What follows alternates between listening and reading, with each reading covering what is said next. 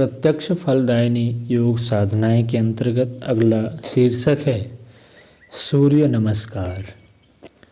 स्वास्थ्य को स्थिर रखने और बढ़ाने के लिए व्यायाम की बड़ी आवश्यकता है। व्यायाम से मांसपेशियां, नाड़ी समूह, संधियां तथा अस्थियां मजबूत होती है। रक्त का संचार ठीक होता है। आंतें, फेफड़े, हृदय, अमाशय तथा जिगर अपना काम भले प्रकार करते रहते हैं। चेहरे पर तेज गहरी निद्रा, उदर की सफाई का बहुत कुछ आधार व्यायाम पर निर्भर है। इन कारणों से व्यायाम हमारे दैनिक जीवन में उतना ही महत्वपूर्ण है जितना अन्न, जल और भोजन। इस तथ्य को ध्यान में रखते हुए योगियों ने व्यायाम को योग विद्या में प्रमुख स्थान दिया है। अष्टांग योग साधना में यम नियम के बाद आसन का नंबर आता है। आसन अपने ढंग से अनोखे व्यायाम हैं।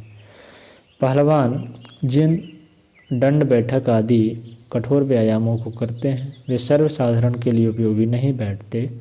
जिनके शरीर मजबूत है, जिनके आहार में घी दूध की पर्याप्त मात्रा रहती है, जिन्हें मानसिक संघर्ष में अधिक नहीं उलझना पड़ता, उनके लिए पहलवान बनाने वाले कठोर व्यायाम ठीक है। पर जिनकी ऐसी स्थिति नहीं है उनके लिए ऐसा व्यायाम होना चाहिए जो अंग प्रत्यंगों पर अधिक दबाव न डाले और लाभ की दृष्टि से सर्वांगपूर्ण हो।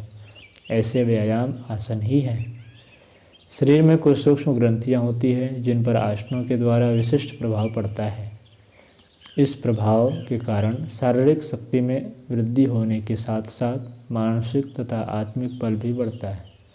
आसनों का लाभ स्थूल और सूक्ष्म दोनों शरीरों को मिलता है। सर्वसाधारण के लिए जो आसन बहुत ही उपयोगी हैं उनको क्रमबद्ध करके सूर्य नमस्कार की विशिष्ट प्रणाली का आविष्कार हुआ है। इस एक साधना के अंतर्गत 12 आसन हो जाते हैं। इसकी नियमित साधना करने से थोड़े दिनों में स्वास्थ्य में आश्चर्यजनक परिवर्तन हो जाता है। साधना विधि। प्रातःकाल सूर्योदय के समय के आसपास इस साधना को करने के लिए खड़े होइए।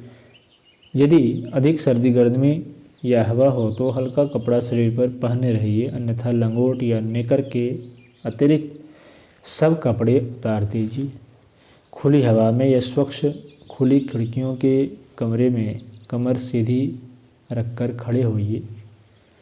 मुख पूरब की ओर कर दीजिए। नेत्र बंद करके हाथ जोड़कर भगवान सूर्य नारायण का ध्यान कीजिए और भावना कीजिए कि सूर्य की तेजस्वी आरोग्यमयी किरणें हमारे आपके शरीर में चारों ओर से प्रवेश करती हुई आपको तेज और आरोग्य प्रदान कर रही है। अब निम्न प्रकार क्रिया आरंभ कीजिए। पहला, पैरों को सीधा रखिए, कमर पर से नीचे की ओर झुकिए, दोनों हाथों को जमीन पर लगाइए, मस्तक घुटनों से लगे। यह हस्त पादासन है। इससे टखनों का, टांग के नीचे के भागों का, जंघा का, नितंबों का, पसलियों का, कंधों के पृष्ठ भाग तथा बाहों के नीचे के भाग का व्यायाम होता है। दूसरा, सिर को घुटनों से हटाकर लंबी सांस लीजिए। पहले दाहिने पैर को पीछे ले जाइए और पंजे को लगाइए। बाएं पैर को आगे की ओर मुड़ा रखिए। दोनों हथेलियां जमीन पर लगी रहे, निगाह सामने और सिर कुछ ऊंचा रहे। इससे जांघों के दोनों भागों का तथा बाएं पेड़ों का व्यायाम होता है। इसे एक पाद प्रसन्नासन कहते हैं। तीसरे चरण में बाएं पैर को पीछे ले जाइए, उसे दाहिने पैर से सटाकर रखिए, कमर को ऊंचा उठा दीजिए, सिर और सीना कुछ नीचे झुक जाएगा। ये द्विपाद प्रसरण आसन है। इससे हथेलियों की सब नसों का, बाजुओं का, पैरों की उंगलियों और पिंडलियों का व्यायाम होता है। चौथे चरण में दोनों पाँवों के घुटने, दोनों हाथ, छाती तथा मस्तक, इन सब अंगों को सीधे रखकर भूमि से स्पर्श कराइए। शरीर तना रहे, कहीं लेटने की तरह निश्चेष्ट ना हो जाइए। पेट जमीन को ना छुए। इसे अष्टांग प्रणिपात आसन कहते हैं। इससे बाहों, पसलियों, पेट, गर्दन, कंधों तथा भुजदंडों का व्यायाम होता है। 5वां चरण, हाथों को सीधा खड़ा कर दीजिए, सीना ऊपर उठाइए, कमर को जमीन की ओर झुकाइए, सिर ऊंचा कर दीजिए, आकाश को देखिए, घुटने जमीन पर न टिकने पाए, पंजे और हाथों पर शरीर सधा रहे, कमर जितनी मुड़ सके मोड़िए ताकि धड़ ऊपर को अधिक उठ सके। यह सर्पासन है। इससे जिगर का, आंतों तथा कंठ का अच्छा व्यायाम होता है। 6ठा चरण,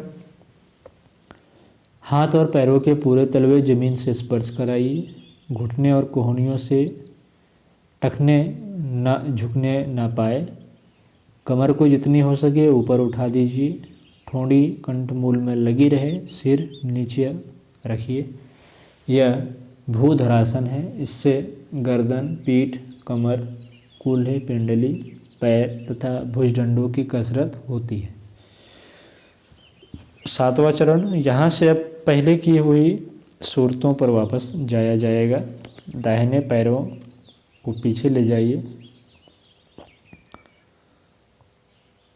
सिर को घुटनों से हटाकर लंबी सांस लीजिए। पहले दाहिने पैर को पीछे ले जाइए और पंजे को लगाइए। बाएं पैर को आगे की ओर मुड़ा दीजिए। दोनों हथेलियां जमीन से लगी रहें, निगाह सामने और सिर कुछ ऊंचा रहे। चलो गुरुदेव इसे एक पाद प्रसरण आसन कहते हैं। 8वां, चलो गुरुदेव के पैरों को सीधा रखिए, कमर पर से नीचे की ओर झुकिए, दोनों हाथों को जमीन पर लगाइए, मस्तक घुटने से लगे। यह हस्त पादासन है। 9वां, सीधे खड़े हो जाइए, दोनों हाथों को ऊपर आकाश की ओर ले जाकर हाथ जोड़िए, सीने को जितना पीछे ले जा सकें ले जाइए। हाथ जितने पीछे जा सके ठीक है, पर वे मुड़ने ना पाए। यह ऊर्ध्व नमस्कार आसन है। इससे फेफड़े और हृदय का अच्छा व्यायाम होता है। 10वां, अब उसी आरंभिक स्थिति पर आ जाइए। सीधे खड़े होकर हाथ जोड़िए और भगवान सूर्य नारायण का ध्यान कीजिए। यह एक सूर्य नमस्कार हुआ। आरंभ 5 से करके सुविधानुसार थोड़ी थोड़ी संख्या धीरे धीरे बढ़ाते जाना चाहिए। व्यायाम काल में मुंह बंद रखना चाहिए, श्वास नाक से ही लेनी चाहिए। ओम।